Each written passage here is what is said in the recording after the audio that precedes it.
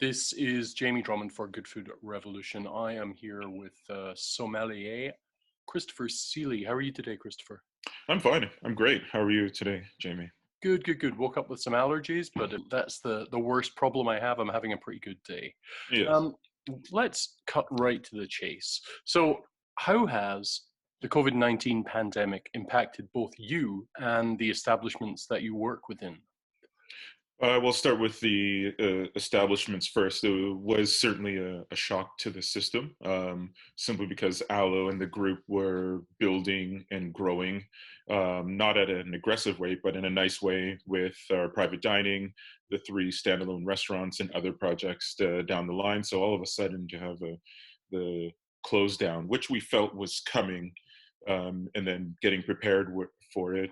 Fortunately, we are a very dynamic group in terms of Yeah. thinking and how to react. So, doing and moving into takeout and adjusting was done quickly, though we had to let off almost all staff, as everyone did in a way. So that was a bit jarring, a bit of a little mental Rubik's cube Yeah. to figure out. Pandemic, laid off, what am I doing, and then everything that happened thereafter. But at home, I would say that there was a bit of silver lining in that, been able to be at home, look at my kids, reconnect with my partner, and also reconnect with myself to take a bit of time to reflect. I would say even meditate, Yeah, I hear you. and just be home, which has been tremendous, I would say. And that's for me, of anything else, regardless of work and such, it's been, I think, the best thing to be at home and to be in the family unit. Now, you said that the restaurant had adjusted somewhat with regards to takeout, delivery, and the like. What are the other developments that have happened just recently, actually? Yeah, so we've done takeout through all the three standalone restaurants, Alouette, Aloe Bar. I've been back now, just shy of 2 weeks, with our private dining space where we've converted it to what I like to call hospitality retail. We're doing pastry, baked goods with the wine bottle shop concept that many other places have already adapted or adopted. And so uh, I am presenting a curated selection, slowly and gradually, of the aloe sellers and what we've done with our pairing and our program, my program, the team program, uh, to the public. If you don't mind me asking, what kind of markup are you talking about compared to Well, your normal restaurant markup? okay, well, normal restaurant markup, typically, in not in all locations, we vary based on the energy and the concept of the space. So, Aloe Bar, might is the traditional three times markup. Alouette, was kind of hovering in and around there. Aloe was because we have so much of a pairing wine experience. Our wine list there was sometimes two and a half. Right. Okay. So at the moment, in Salon, it is our cost plus $20. Oh, right. Yes, so some wines that have aged, there's a bit of appreciation to respect the wine and where it's at, but it's all, Of course. I think, based on the selection, much like everyone else. The selection, I think, I'd like to think and feel, is a bit different or nuanced, and probably a great experience if someone wants to look for some wines, one-off wines, or one bottle per, for their at-home experience. I think the way that the consumer is going to receive the kind of wine experience, the wine retail experience, is something that will change because the genie is really out the bottle now. But can you Mhm. see any other positive changes coming through this ongoing pandemic? Well, okay, so with regards to wine or restauranting Everything, overall, everything, actually. yeah, everything. So with the wine, I don't know. I would think that the laws and regulations around private sales would need edited, because I think there are a lot of Wild West opportunities or Yeah, setups yeah, you could that are say that, happening. yeah. Yeah, and there's some that are restaurants who have been slow, just wondering how it's going to work and if it's going to work.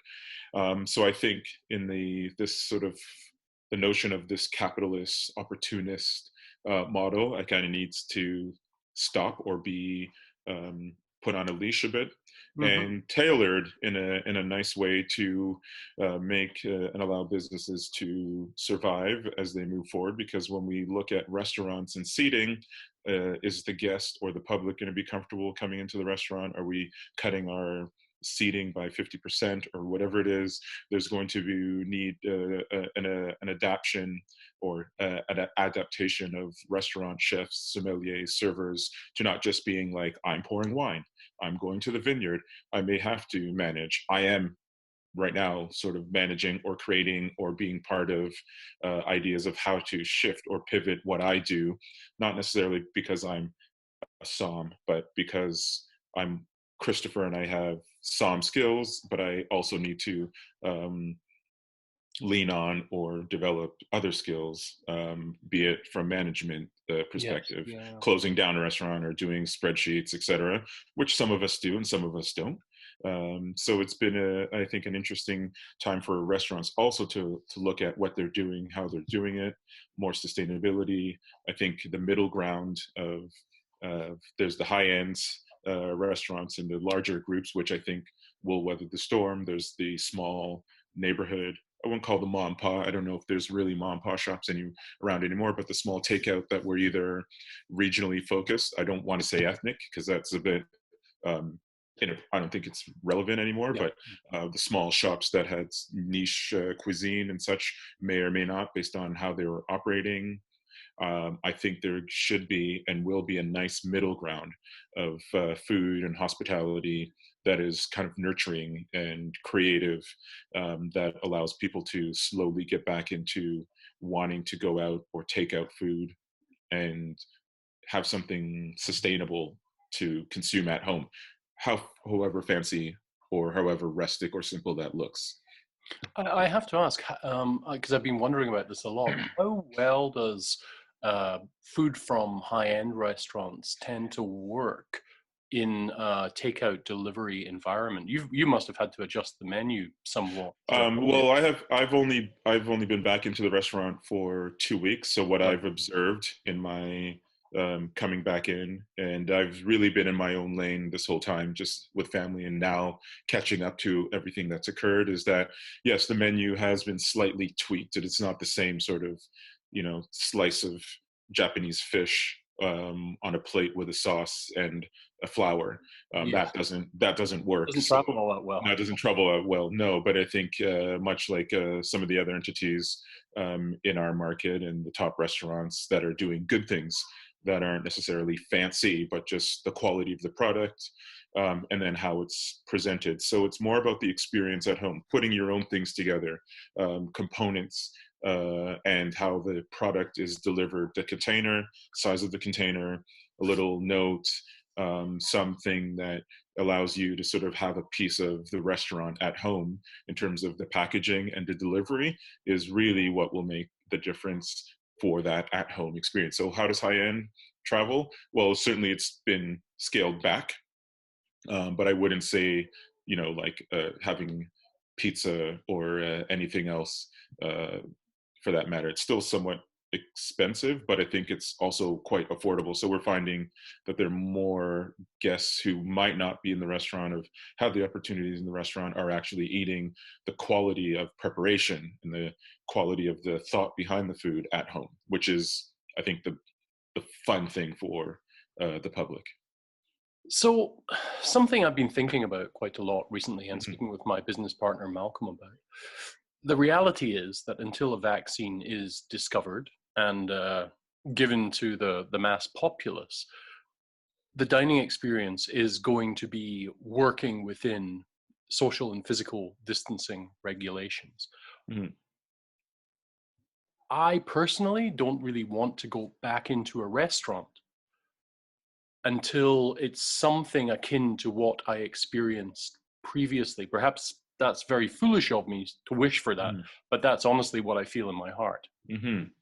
I think there are many people who are not fully aware of the gravity of the COVID Right. experience, the COVID pandemic, simply because we've done a good job with our lockdown, and you don't see it. You don't really see the harm. You hear about it, you see it on the news, but I think there's a lot of, we're in a privileged space and for health, and the way Trudeau and the government sort of jumped in and organized to protect its citizens.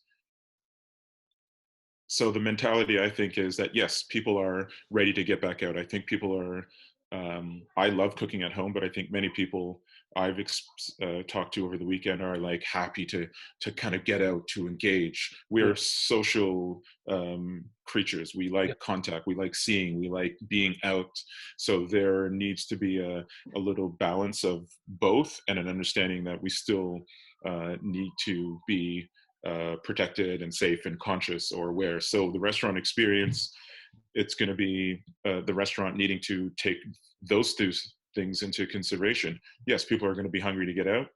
We also need to make sure that we are still distancing, because they need to be trained the same way we trained our guests to call in on a reservation and sit here and, you know, don't get up when the food's coming. All these things, I think we're going to have to retrain ourselves from both directions and find over time, and it could be a long time, some way or somewhere in the middle to still be sustainable. I don't know if we'll be making tons of money the way we were, but I think a more sustainable program is better. And in the long run, it will lead to more genuine experiences and people being happier, serving, and guests alike.